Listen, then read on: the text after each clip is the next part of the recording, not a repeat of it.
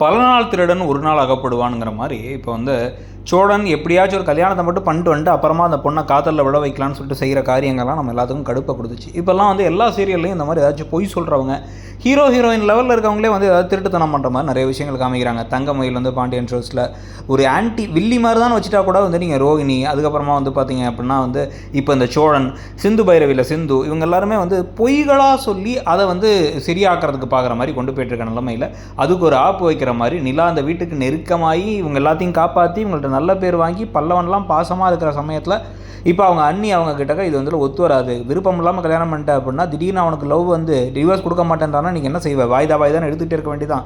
அதனால் தயவு செஞ்சு போய் இப்போவே டிவோர்ஸ் கேட்டுருன்னு சொல்ல தூங்கிட்டு இருக்க சோழனை எழுப்பி அவர் வேறு லவ் தான் சொல்ல போகிறாங்கன்னு பார்த்தா தலையில் இடி கொடுக்குற மாதிரி நம்ம டிவோர்ஸ் பண்ணிடலாம், டிவோர்ஸ் நோட்டீஸில் கையெழுத்து போட்டு கொடுங்கன்னா வேறு வழியே இல்லாமல் அவர் கையெழுத்து போட்டு கொடுக்கணும், இல்லை தட்டி கழிக்கணும். தட்டி கழிப்பாரா சந்தேகம் வந்துடும் வர அளவுக்கு, இல்லை அவர் கையெழுத்து போட்டு கொடுக்க ஒரு 3-6 மாதம் பிரிஞ்சு இருக்கிற சமயத்தில் டிவோர்ஸ் ஃபைனலாக கிடைக்கும் போது திருப்பி ஒன்று சேர்கிற மாதிரி கதையை கொண்டு போக போகிறாங்களா, அந்த கதை எப்படி போக போகுதுங்கிறத பார்க்க ஆர்வமாக தான் இருக்குது.